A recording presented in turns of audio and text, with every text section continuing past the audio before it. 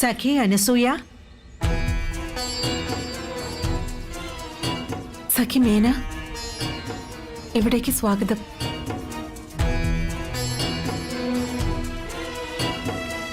എന്തൊക്കെയാണ് കൊണ്ടുവന്നിരിക്കുന്നത്? നിന്റെ പുത്രന്മാർക്കായി പലഹാരങ്ങൾ കൊണ്ടുവന്നതാണ്. പാർവതി സ്വന്തം കരങ്ങളാൽ ഉണ്ടാക്കിയതാണ്.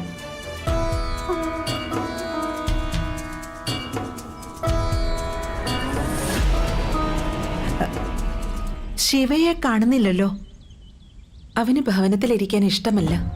സ്വതന്ത്രമായ ആകാശം, നദി, പർവ്വതം, വൃക്ഷം, അതൊക്കെയാണ് അവന് കൂടുതൽ ഇഷ്ടം.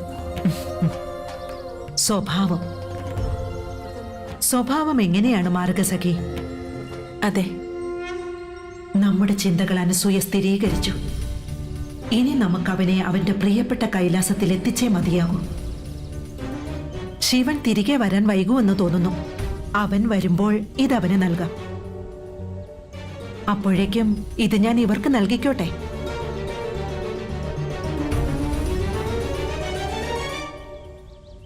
നൽകിക്കോളൂ.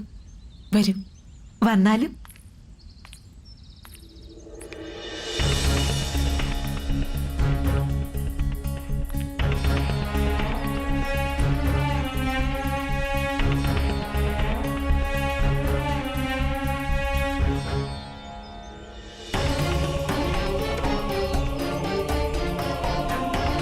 ശിവന്റെ ഒപ്പം തന്നെ ഇവർ രണ്ടുപേരുടെയും ഓർമ്മകൾ നമുക്ക് തിരികെ കൊണ്ടുവരേണ്ടതാണ്.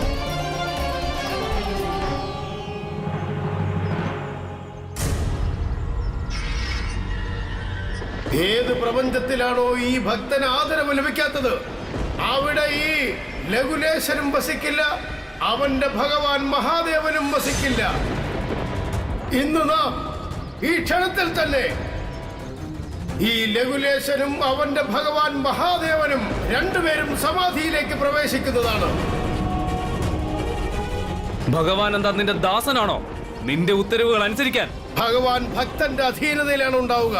അതുകൊണ്ട് ഭഗവാൻ ഭക്തന്റെ ഇച്ഛകളെ ഒരിക്കലും നിരാകരിക്കില്ല. പ്രപഞ്ചവാസികളെ, ഇപ്പോൾ ഈ ലഘുലേശൻ സമാധിയിലേക്ക് പ്രവേശിക്കുകയാണ്. അവന്റെ ഭഗവാൻ മഹാദേവനും അവനോടൊപ്പം തന്നെ പോകുന്നതാണ്.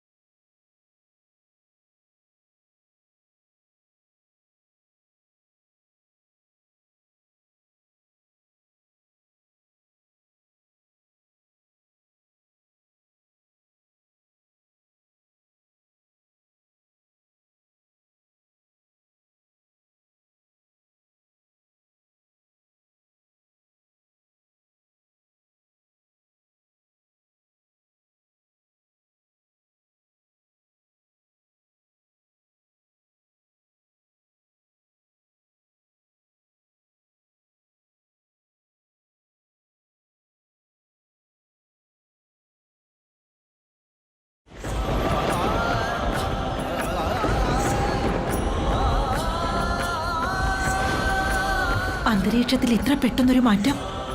ഈ പെട്ടെന്നുള്ള പരിവർത്തനം മഹാദേവന്റെ മനസ്സിൽ സൃഷ്ടിക്കപ്പെട്ട വലിയ പരിവർത്തനത്തിന്റെ അടയാളമാണ്.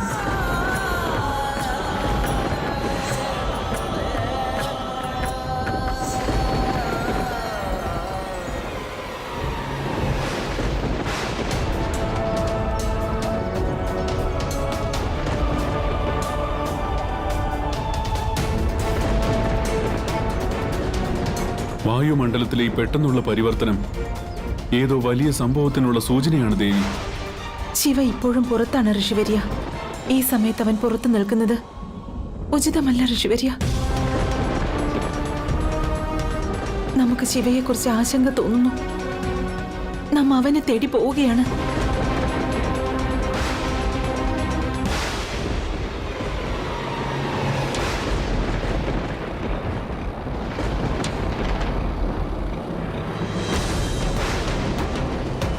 ഇതെന്താണ് പുഷ്പദന്ത?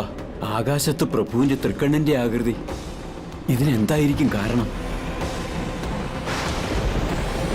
നാമം ആശ്ചര്യപ്പെടുകയാണ് ഋഷിഭൃംഗി. നമുക്കിതിന്റെ കാരണം അറിയണമെങ്കിൽ പ്രഭുവിന്റെ അടുക്കൽ പോകേണ്ടതുണ്ട്. നമുക്ക് മഹാദേവന്റെ അടുത്ത് പോകേണ്ടതുണ്ട്. ഉമാ, ഉമാ, പുഷ്പദന്ത, കൈലാസത്തിന്റെ സുരക്ഷയ്ക്ക് വേണ്ടി അങ്ങ് ഇവിടെ നിൽക്കേണ്ടതുണ്ട്. പ്രഭുവിന്റെ അടുത്ത് നാം പോകുന്നതാണ്.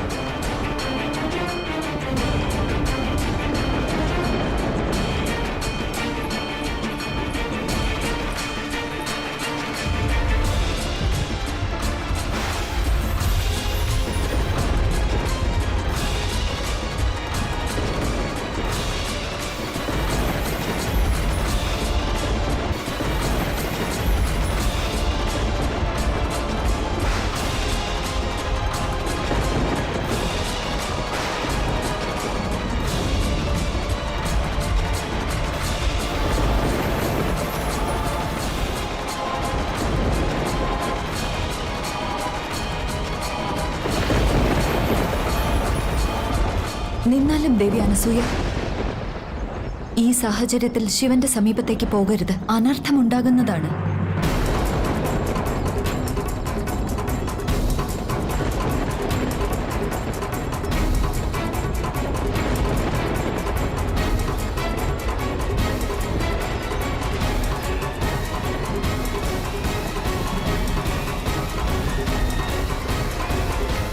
ശിവ ശിവ ശിവ ശിവ, പ്രഭു പ്രഭു, ഇതെന്താണ് മാതേ? പ്രഭു സമാധിയുടെ ഗഹനാവസ്ഥയിലേക്ക് പോവുകയാണ്.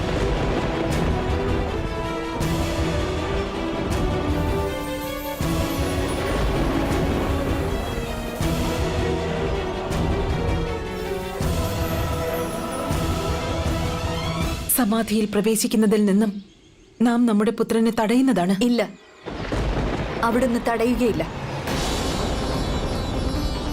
ഈ സമയം സൃഷ്ടിയുടെ ക്ഷേമത്തിനായി മഹാദേവൻ പരബ്രഹ്മവുമായി സമാഗമിക്കുന്ന സമയമാണ്. ഊർജം പ്രാപ്തമാകുന്ന സമയമാണ്.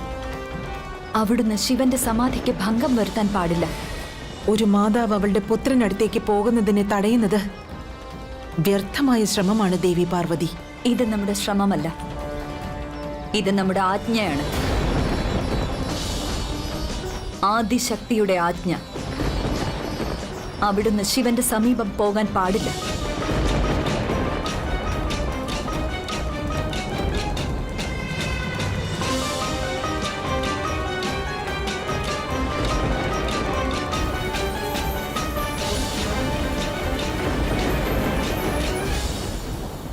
മുൻപ് നമ്മുടെ അപരാധത്താൽ സമ്പൂർണ്ണ പ്രപഞ്ചത്തിലും അന്ധകാരം പടർന്നിരുന്നു.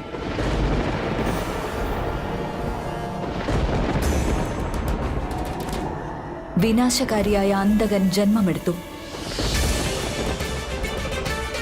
അതിന്റെ പശ്ചാത്തലത്തിലുണ്ടായ ദുരന്തങ്ങൾ അവിടത്തേക്കും അറിവുള്ളതാണ്. നാം വീണ്ടും അത് ആവർത്തിക്കാൻ അനുവദിക്കുന്നതല്ല.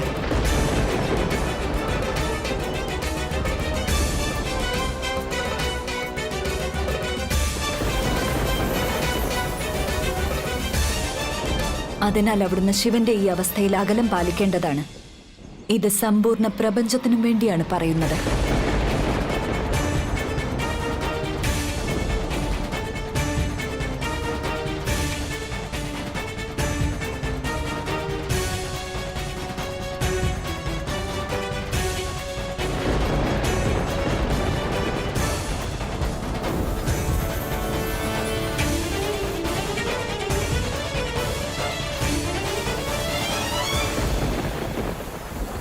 ഒരു മാതാവിനെ അവളുടെ പുത്രനടുത്തേക്ക് പോകുന്നതിൽ നിന്നും ആർക്കും തടയാൻ സാധിക്കില്ല. അരുതെന്നാണ് പറഞ്ഞത്.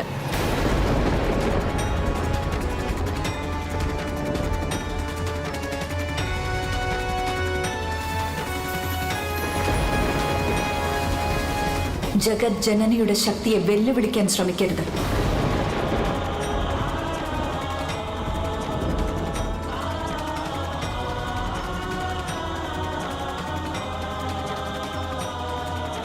മാതാവ് പാർവതി സത്യമാണ് പറയുന്നത് ദേവി അനസൂയ.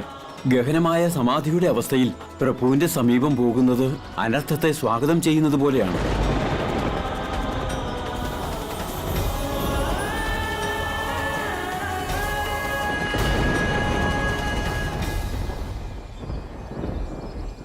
നിങ്ങൾ എല്ലാവരും എന്താണ് പറയാൻ ഉദ്ദേശിക്കുന്നത്?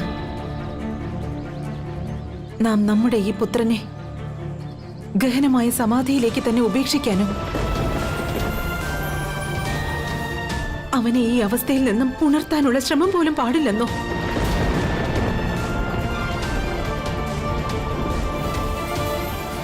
തീർച്ചയായും തടയാം ദേവി. പക്ഷെ അദ്ദേഹത്തിന്റെ സമീപത്തേക്ക് പോയിട്ടല്ല.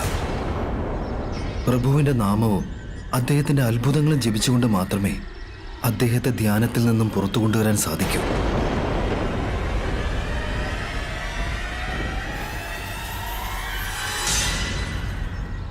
ഈ കർമ്മം കേവലം മാതാവ് പാർവതിക്ക് മാത്രമേ സാധിക്കൂ.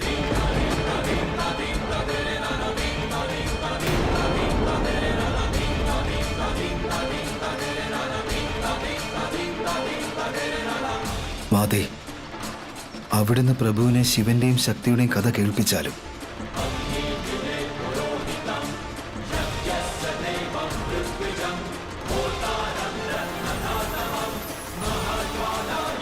നമ്മുടെ ശിവയെ ധ്യാനത്തിൽ നിന്നും തിരികെ കൊണ്ടുവരേണ്ടത് കഥകളാലല്ല, നമ്മുടെ സ്പർശനത്താലാണ്.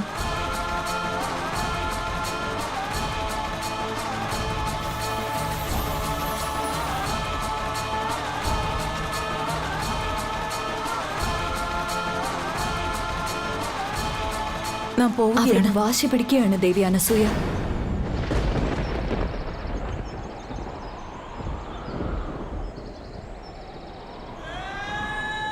അവിടുന്ന് മുൻപും ഈ വാശി കാണിച്ചിരുന്നു, ഇപ്പോഴും കാണിക്കുകയാണ്. അവിടുത്തെ മാതൃത്വവും സ്വാർത്ഥതയും കാരണം അവിടുത്തെ പുത്രനെയും അവിടുത്തെ പുത്രനാൽ സൃഷ്ടിക്കപ്പെട്ട ഈ പ്രപഞ്ചത്തെയും നശിപ്പിക്കാതിരിക്കൂ ദേവി അനസൂയ. ശിവന്റെ ഈ അവസ്ഥയിൽ നിന്നും അകലം പാലിക്കൂ.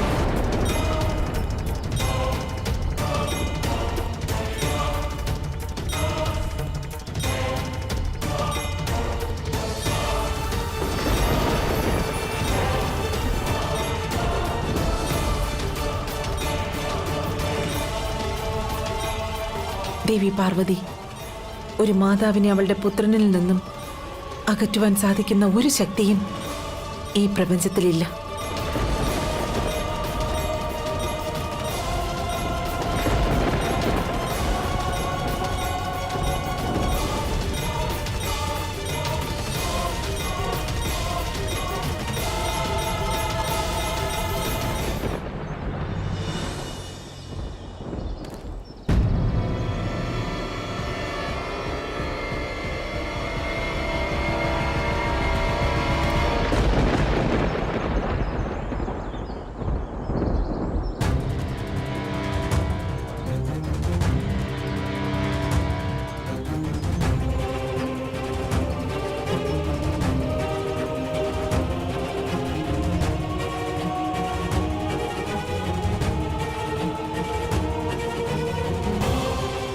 സമീപത്തേക്ക് പോകാതിരിക്കൂ. ദേവി പാർവതിയുടെ വാക്കുകൾ അനുസരിച്ചാലും.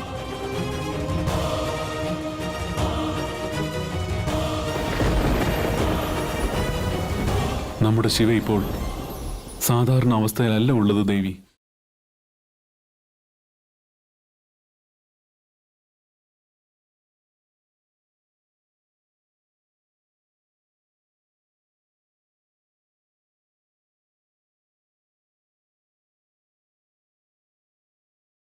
ഈ സമയം അദ്ദേഹത്തിന്റെ പക്കൽ പോകാതിരിക്കുന്നതാണ് എല്ലാവർക്കും നല്ലത്.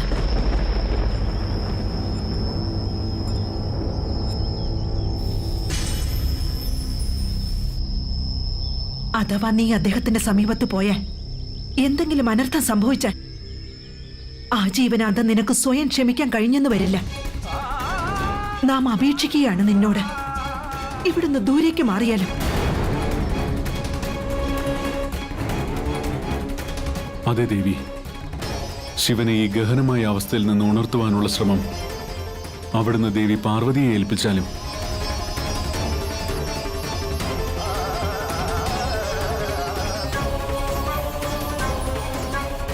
അവിടുന്ന് വരൂ, നമ്മോടൊപ്പം വന്നാലും.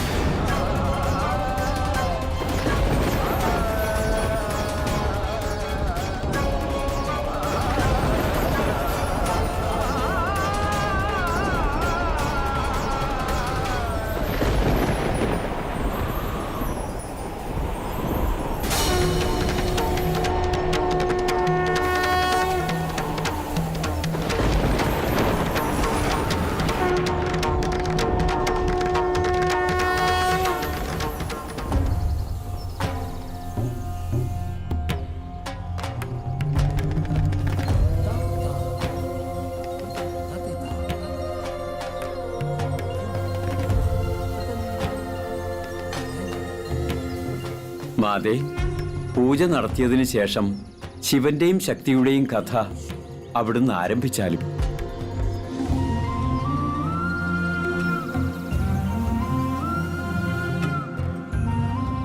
അതെ മാതേ, അവിടുത്തെ നാവിൽ നിന്ന് മുതിരുന്ന കഥകൾ കേട്ടാൽ പ്രഭുവിനെ സമാധിയിൽ നിന്നും ഉണർത്തുന്ന ശ്രമത്തിൽ തീർച്ചയായും ബലമുണ്ടാകും.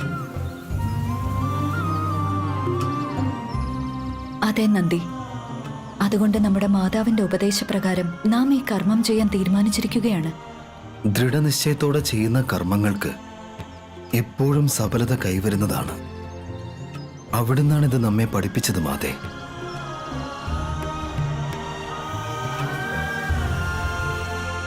അതെ മാതേ, അവിടുന്ന് പ്രഭുവിനെ സമാധിയിൽ നിന്ന് പുറത്തു കൊണ്ടുവരുന്നതിൽ തീർച്ചയായും വിജയിക്കും. നമുക്ക് സഫലതയും വിഫലതയും ഒന്നും അറിയില്ല. പക്ഷെ നമുക്ക് നമ്മുടെ നിഷ്ഠ, നമ്മുടെ വിശ്വാസം, നമ്മുടെ ഭക്തി എന്നിവ നന്നായിട്ടറിയാം. അതുതന്നെയാണ് നമ്മുടെ ഈ തീരുമാനത്തിന് ആധാരവും.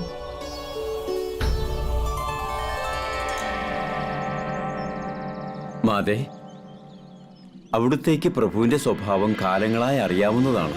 ഭക്തരുടെ മേലുള്ള പ്രഭുവിന്റെ കൃപയ്ക്ക് സാക്ഷ്യം വഹിച്ചിട്ടുണ്ട്. അനേകം തവണ പ്രഭു തന്റെ ഭക്തർക്കായി സമാധിയിൽ നിന്ന് പുറത്തു വന്നിട്ടുണ്ട്. അത് രാവണന്റെ സമയത്തായാലും ശരി, ഭാഗീരഥിയുടെ സമയത്തായാലും ശരി. മഹാദേവൻ അദ്ദേഹത്തിന്റെ ഭക്തരുടെ ആഗ്രഹങ്ങൾ എപ്പോഴും പ്രധാനപ്പെട്ടതാണ്.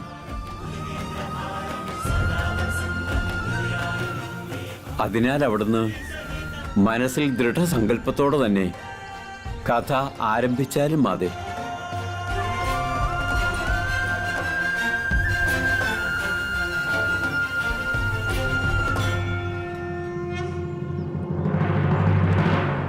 ദേവി പാർവതിയുടെ ശ്രമങ്ങൾ നമുക്ക് വ്യക്തമായി തന്നെ മനസ്സിലാകുന്നുണ്ട്.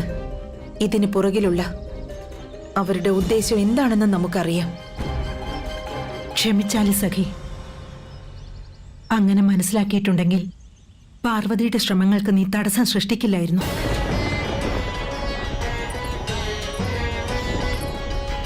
ശിവനെ സമാധിയിൽ നിന്ന് ഉണർത്താനുള്ള പാർവതിയുടെ ശ്രമത്തെ അംഗീകരിക്കുമായിരുന്നു. ഒന്ന് ആലോചിക്കൂ സഖി, സമ്പൂർണ്ണ പ്രപഞ്ചത്തിനും അറിയാം ശിവൻ അങ്ങനെ ഒരു അവസ്ഥയിൽ എപ്പോഴെങ്കിലും എത്തുകയാണെങ്കിൽ അതേ അവസ്ഥയിൽ നൂറ്റാണ്ടുകളോളം തുടരുന്നതാണെന്ന്. നൂറ്റാണ്ടുകളുടെ ദൈർഘ്യം എത്രയാണെന്ന് നിനക്ക് വ്യക്തമായിട്ട് അറിയാവുന്നതാണ്.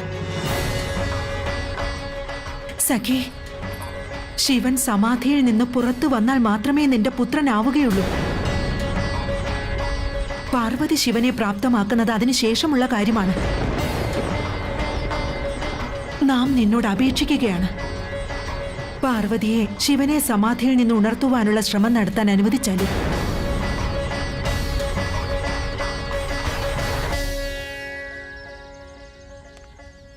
ശിവയെ സമാധിയിൽ നിന്നും പുറത്തു കൊണ്ടുവരികയല്ല ദേവി പാർവതിയുടെ ഉദ്ദേശം.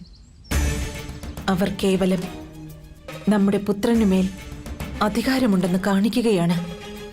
അവനെ നമ്മിൽ നിന്നും തട്ടിയെടുക്കാൻ ശ്രമിക്കുകയാണ്. അത് നാം ഒരിക്കലും സംഭവിക്കാൻ അനുവദിക്കില്ല. നീ നമ്മുടെ പുത്രിയുടെ മേൽ അടിസ്ഥാനമില്ലാത്ത കുറ്റങ്ങളാണ് ചുമത്തുന്നത്.